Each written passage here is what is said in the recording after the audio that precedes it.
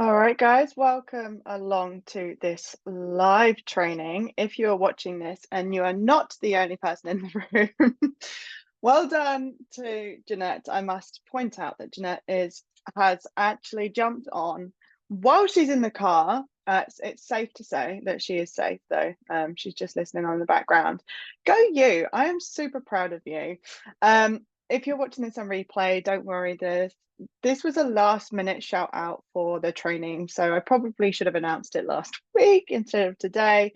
But this is a really it's going to be a really intense 3-part mini training, right? So the idea is to give you a fresh start. If you're one of these people that are constantly yo-yo dieting, constantly starting again, always jumping on the bandwagon, you feel like you're just a hamster running in the wheel, then this is going to be for you. Now, we only have, sad to say, but we're on like a countdown now for Christmas. I mean, what are we up to? I don't even know what we're up to. You probably don't want to know what we're up to, right? Let's go. Days left till, I probably should have done this before, till Christmas. 41 days, right? If you're watching this today, you have 41 days. If you're watching this on replay, you probably have less till Christmas. Now, what happens in the lead up to Christmas? We start letting the holiday season either get to us and we let everything slip, or it gets to us and we feel out of control and we feel really bad and feel like we can't control ourselves. Please let me know if this feels like you. But the idea is to give you this fresh start. Okay. And you're probably thinking, Bianca, what's the freaking point in doing a fresh start in November? Well, come January, the problem is, right, and I've mentioned this a couple of times before, the problem is in January, 90%, 80 to 90% of New Year's resolutions fail. Now, I'm putting this down to poor methods, poor planning, and unrealistic goals, but also the fact that the month before January, so through December and even through November, we start letting things slip, as I was talking about. And so what happens is by the time January rolls around, you're not in the same place that you were in September or October where you were trying to start the diet. You are actually 10 steps back, 10 steps away from your goals, not closer, because through the festive season, you're either high in stress, eating extra pudding, extra roast dinners, extra potatoes, right? All of the food, it is so prominent everywhere you look, everywhere you go. Meals are all really rich and heavy. And so whether you are wanting to start a plant-based diet now or wanting to lose weight, either way, having a fresh start and starting again and starting the year strong is going to put you in a much better and stronger position to actually see some results. Now, I don't know about you, but I've set New Year's resolutions before, and every single time without fail, they have failed. Right? I, as a habit coach, have failed the New Year's resolutions. They're often not planned through properly, as I mentioned. They're often overthought or even underthought. We just set them for the sake of setting them and just try and be the best version of ourselves, but we try and do too much at once. So I don't want you in a deficit. I don't want you in a negative by the time we get to January. I want you stronger, already mentally more resilient, physically already losing weight, because by the time January hits, you're going to be in the strongest possible position, not behind. So if you are a yo-yo dieter, if you're looking for a fresh start, this is the time, not January, when 90% of New Year's resolutions fail. Now is the best time. Why? Because if you can make it through Christmas and the festive season and the New Year and still lose weight, which by the way is 100% doable without giving up the fun and enjoyment of the festive season, then you are going to feel fantastic. Okay. So, where's my notes? Where's my notes? I want to ask you if you've ever found yourself enthusiastically setting goals, only to struggle with consistency in maintaining the habits needed to achieve them. If so, you are not alone. The inability to create and sustain good habits can be a significant roadblock, and keeping you on that hamster wheel, that dieting hamster wheel that I talked about, right? So in order to give you a fresh start, that will hopefully be the last start that you embark on, I need to give you the information on mastering the art of sustainable habits that lead to lasting, long-lasting, sustainable weight loss and improved health, right?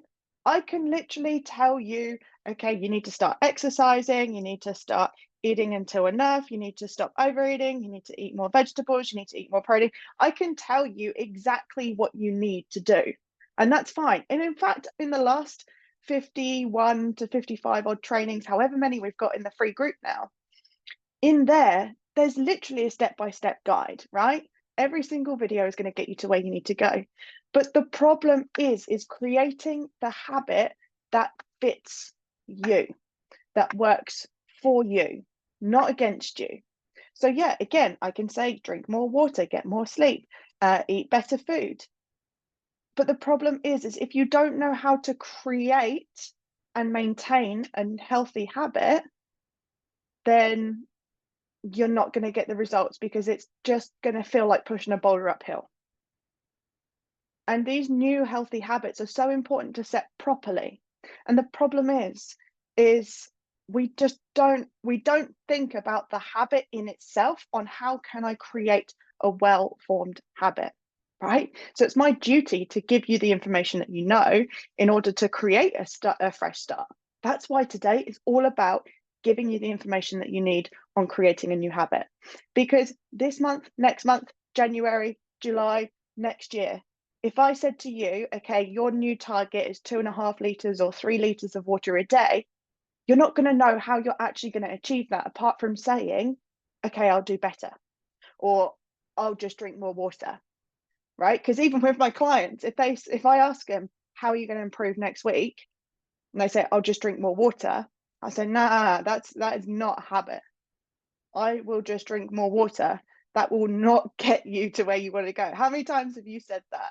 How many times have you said, oh, I'm just going to exercise more, I'm just going to drink some more water? That is not a solid plan of a habit. So it's likely that you've tried starting again before, right? I'm going to start again, start one more time. I'm going to do one more diet. Let's just double check the chat. No, we're all good. So it's likely you've tried starting again before, and that you've had maybe daily struggles with diets that seem promising initially, but then like fade into the oblivion. And I understand the relentless battle with time constraints, conflicting priorities like family, work, leaving self-care out because it's not important, right? The frustration of just seeing results very quickly, only to revert back to square one. It is so apparent, and so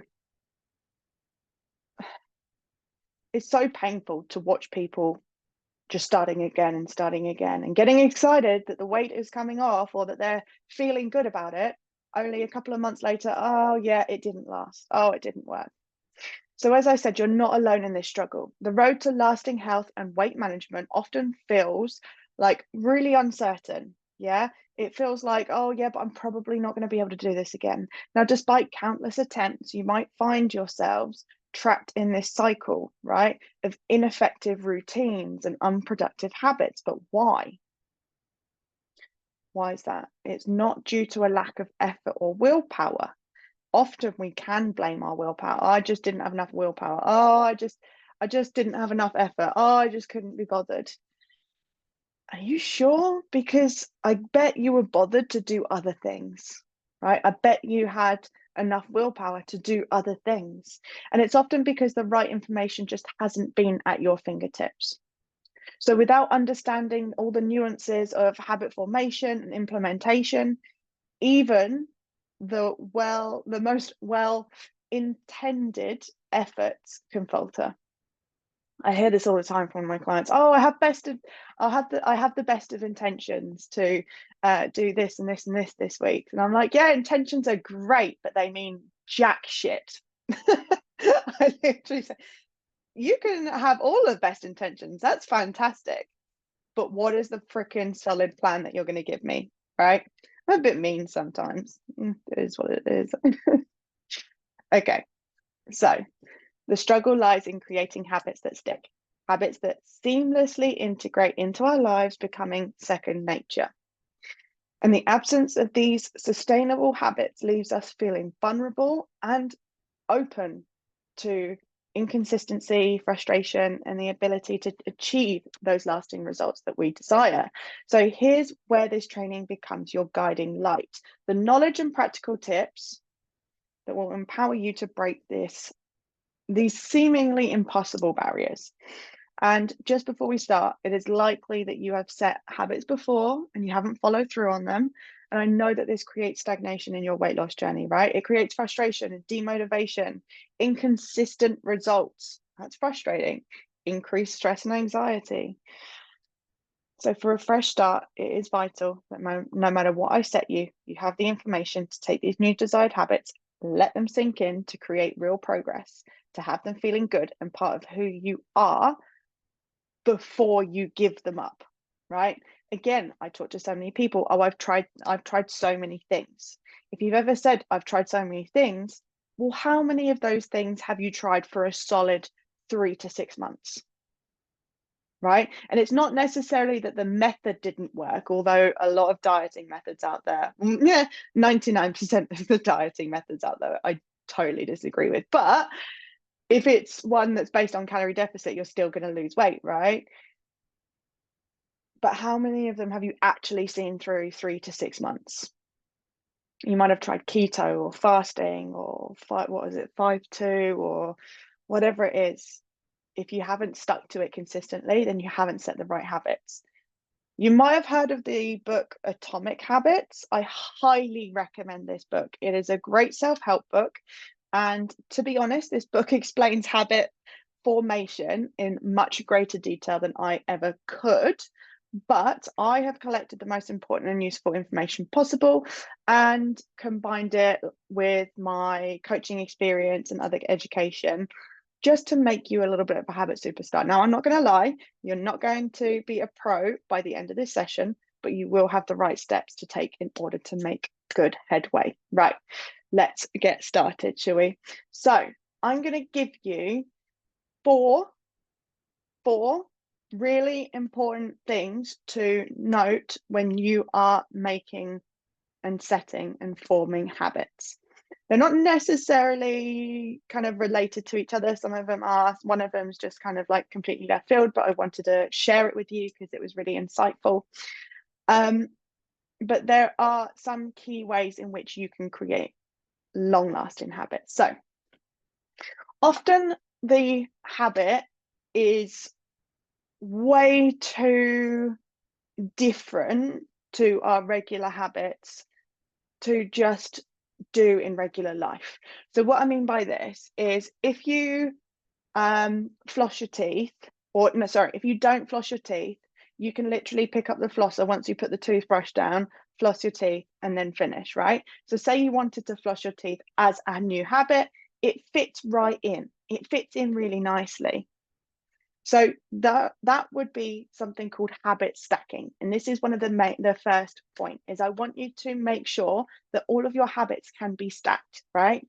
Not necessarily every single one will be able to be stacked. However, it is just easier to slip another one in there, right? Imagine like putting a book in a pile of books and just trying to like lift one up and just squeezing it in, right? That's how I see habit stacking. It's just like, oh, okay, there's 1, 2, 3 habits. I'm just going to put this one in there in between them. I want you to think of that pile of books anytime you're creating a new habit. So I'll give you an example. Before I leave the gym, I will make sure I finish the last liter of my first liter of water. So I get up early in the morning, I will do my hair, brush my teeth, leave in the morning, get to the gym for 6 a.m. I finish the gym at 7:30 a.m. And before I go through the doors and through the turnstile, I will finish that bottle of water. So what I've done here is I have habit stacked. And if you're my client, you're probably going to say, hang on a minute, I thought you were talking about water chapters. I just call it something a little bit different when I'm with my clients. But Habit stacking there is making sure that I finish the gym and finish that bottle of water before I go on. Okay, speaking of water. So it's really, you need to make it really easy to integrate new habits into your existing routines by just stacking them into activities you already do regularly. This is going to feel like less of a burden. Now, have I already talked about the motivational triad? I think I've talked about the motivational triad. So the main thing that evokes motivation in part as part of our evolutionary background is we want to make it as least effort as possible. We don't want to go out of our way to do this new thing, basically, otherwise the brain's going to say, absolutely not, I don't want to do that. So I'm just kind of like just gone off on a little caveat there, but that's one of the key motivators. Now, when you're habit stacking, this just makes the habit super easy, really doable, and really doesn't make you go out of the way.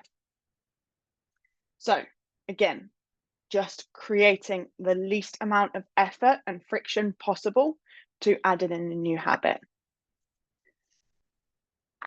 No, that's all good. So if you are watching this on replay and you have a new habit that you, or even Jeanette, because I know that you're here, if you're watching this and you know that you have a new habit and you want to habit stack it, let me know how you think you can habit stack it into your existing life. So just slip that habit in with something else that you do. So I'm going to give you another example because I'm feeling generous today. If I go to bed and I know that I want to journal, I will wash my face, get into bed, journal, and then read, right? What I did do was everything else apart from the journal. So I would wash my face, get into bed, and read. But I've habit stacked, so I've just slipped it in and just put the journaling in between other habits and routines and rituals. So yeah, let me know what new habit that you want to create and let me know how you can habit stack that. I've just decided that I'm going to do that. So you are most welcome to send me a message on how you are going to habit stack and I can help you perfect it if it doesn't feel right.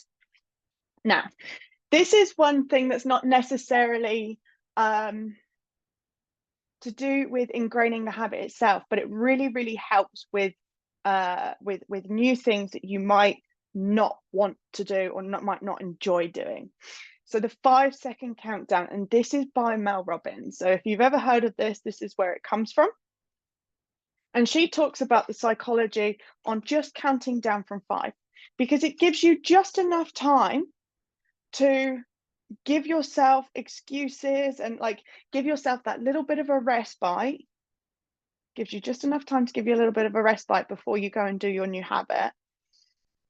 However, it stops you from creating excuses and loading up in the brain all of the negative reasons for continuing with that habit. So what I mean is if you're laying in bed and the alarm's just gone off and you're thinking, do I press the snooze button or do I get up? You're going to go 5-second rule. 5, 4, 3, 2, 1, up. So what this does is it gives you that little extra second to just be as you are for a moment before you step into that. And the psychology behind it is absolutely insane, but which I'm not going to go into now because this is a mini training, not a long training, Bianca. But the psychology is just insane, right? And it gives you that 5-second countdown. So you're focused on the numbers, but not focused on the reasons for getting up. Because I could be laid in bed and I could be saying, oh, I don't want to get up. Oh, it's cold. I'm cozy. I'm tired. Maybe I need more sleep. And my brain is going to load up every single reason that it wants to stay in bed, right? Another example is to go out and exercise, right? Maybe you're about to put on your shoes and you realize that you're tired or you just can't be bothered to go out exercising. 5, 4, 3, 2, 1, go. So when you have habits that you know you might struggle with, employ the 5-second countdown. By Mel Robbins, look it up. It's insanely clever. So again, she's actually able to explain the science better than I am because I focus on other things. So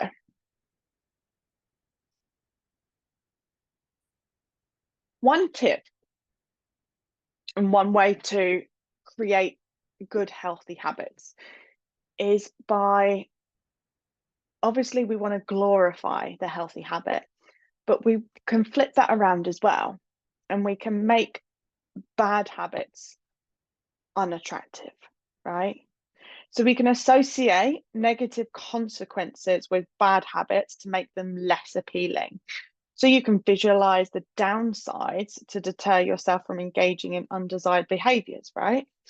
So what I mean by this is, sorry, I feel like I can't get bloody comfortable today. Typical. What I mean by this is making the bad habit or the habit that you want to change less desirable. You can think about the negative impact that it could have if you continue doing that thing, right? So although our brains are wired for, although our brains are wired for, what's it called? My brain's not wired. What's it called? Instant gratification. There we go. Although our brains are naturally wired to opt for anything that's got instant gratification, we can also turn that. And we're going to be deterred by something that's either scary or worrying, right? But we kind of have to fight this instant gratification. So what I mean by this is, let's say you often will go to the biscuit cupboard in the afternoon. Okay. Maybe it's about 3-4 o'clock. And come 3-4 o'clock, all you want to do is go and raid the cupboards for biscuits or sweets or something like that. The instant gratification, your brain is craving for that biscuit or sweet or whatever it is, right? That biscuit or sweet is your instant gratification. So the brain's going to want that. It always wants that instant gratification. It doesn't think about things in the long run. So you are going to be fighting the desire to have that thing right then and there. But you can also focus on the negative. Take a second to interrupt, because this is the most important thing you can do with bad habits. Take a second to interrupt and focus on what would happen if you don't change. Imagine what you would look like. Imagine what your life would be like. Imagine if you didn't get rid of the diabetes or the heart disease. Imagine if you were still stuck in the same position in a few years' time. Imagine if you had the excess weight on and more weight than you wanted to. So that's what I mean by focusing on the negative to be like a positive motivator. So you want to make the bad habits unattractive. Another way to make a bad habit unattractive is to make it more difficult for yourself. If it's super easy for you to go and grab the biscuits from the cupboard, it's going to be really easy. But let's say you don't buy biscuits in the house, right? And there's only one reason that we buy food, and that's to have it in the house.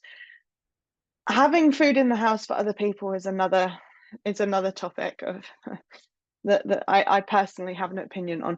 But if you have food in the house, right, regardless, you want to make it more difficult for yourself. A perfect example to make habits unattractive that I have. Oh, hi Jeanette, are you home? I don't know if we can see me. Let's do gallery. Cool. We should be able to see both of us. I'm not too sure if I can see me or not. Yeah, there we go. So, sorry. I don't know what's going on with my Zoom. I don't know how I can just focus it. Oh, let's just go. Yeah, that's probably that's probably better because I don't know how to focus it. Okay. So, Another thing that you want to do is make the bad habits unattractive. So make it difficult to access, make it difficult to get to. Lock the food away. Don't buy the food. Don't have it in the house. One thing that me and my partner do is we always promise, right, let's not buy any biscuits, sweets, or anything like that that we wouldn't normally have. And we know that there's a shop down the road. But do you know how many times I have craved something because I'm on my period or something like that? And I just really crave a pack of biscuits. Don't get me wrong. Like, as a health coach, I still crave biscuits. It's totally normal. It's, you know, I'm telling you now, your cravings will never freaking go, but you'll be able to have more control over it because you do these things, right? Because you implement these good healthy habits properly. So we will make sure that in order to get a sweet thing, or alcohol, wine is usually my go-to, we will have to go and walk down the shops to get it. We have now made that unhealthy habit of snacking in the afternoon really unattractive, because now we need to leave the house, put a coat on, go down the road, go and get it and come back. I guarantee by the time you get to the end of the road, you've already given up with that. It's just what it is. So make bad habits unattractive. Finally, you can use temptation bundling. Okay, this is one of my favorite ones. So you can combine a habit that you want to form with something else you already enjoy. It's kind of like habit stacking, but you also get the reward, right? This links the habit with a positive experience. So for example, if I can't think of an example for this one right now. So if you enjoy, let's say, going out, I can't even think of an experience, an example for this one. Use temptation, combine a habit that you want to form with something that you already enjoy. So basically, if you want to do something, and please tell me if you have an example of this, wish me luck, because I've got a shift to go to now at the restaurant. Something that you already do, that you already enjoy, add the habit in there. Okay, so if you're trying to drink more water, then add it to an exercise or something that you enjoy. For example, if you go to the cinema, probably a terrible idea for me. If you enjoy going to the cinema, take that bottle of water with you, right? I enjoy going to the gym, and I know that I need to drink more water, so I'll take my bottle of water to the gym. And I just combine it. So I'm already doing something that I enjoy. So then that creates a positive motivator for that new habit to transform. I keep using water because right next to the screen here, I've got my big bottle of water. So it's the first thing that I look at.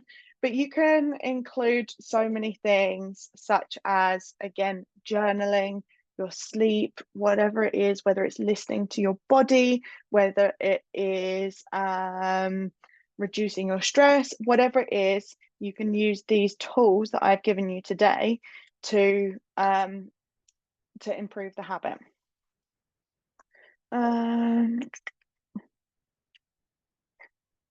So that is pretty much it. Sorry, I've just let you in, Brenda, but I'm just finishing up now, so I'll make sure that I send you the replay if you can hear me.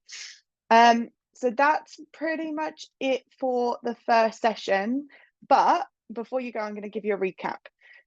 Before I give you the recap, so you can get this all down on paper, nice and clear, I'm not allowed to tell you this, but I'm going to tell you anyway. Tomorrow, no, not tomorrow, the next day on the training, I've got a huge announcement coming. So stay tuned, right? I'm not allowed to tell you what it is yet, but I promise you won't want to miss it. I promise. If you've been struggling with yo-yo dieting before, then I know it can be tough believing in yourself to get on that bandwagon one more time, right? I know that. I know you may feel defeated already. You're probably even wondering how one more thing can be the change when nothing else has worked before, right? I know that feeling. I have spoken with so many people who have said, Bianca, what makes this any different? Why am I not going to fail one more time, right? I understand that. Now, I can only give you the information, and now it's down to you, right? Like today, I've given you the information about creating and forming good habits, and there are so many other things that I haven't been able to cover in this mini training that I really want to give you still. But this isn't a huge masterclass, it's a mini training, right? But now it's down to you. Now, what I'm not allowed to tell you is that I'm going to be doing a Black Friday offer, okay? And this will absolutely make sure that this is your last time attempting a last time. I want to make sure that you do not have any more last times again with your weight loss and with your health, okay? Or even with adopting a plant-based lifestyle. So stay tuned because that's coming in 2 days' time. And I'm really excited about it. That's going to be on our third part of the mini training. So just to recap, it is really important that you know how to form and create good habits. And that's not just about saying that you're going to do something and promising yourself. That doesn't fly, that doesn't stick. So what you need to do is learn the basics of creating and what is important for you to create and install a new habit. Use the tools that I've given you today. And when you do that, you should be able to find it much easier to continue with, to stick with the consistency, right? Because I know it can be difficult, I know it can be hard, and we often just fall off track and fall off the bandwagon. But that is because you haven't clearly defined the parameters of your habits. So, what I mentioned today is make sure your habit stack. Make sure you employ the 5-second countdown for when you're not feeling motivated to do something, right? Make the bad habit unattractive, make it impossible, near on impossible, so that the good habit is just the easiest thing to do, right? And use temptation bundling. So add a habit that you want to employ into something that you already find enjoyable, and that gives it a much more positive experience rather than feeling like a burden or feeling like something that takes up a lot of energy. So they're your 4 points. Brenda, who's just joined now, I highly recommend that you go back to the start and start again when I send you the replay. Well done for today. Thank you so much for joining me, and I will see you tomorrow for part 2, same time. See you later.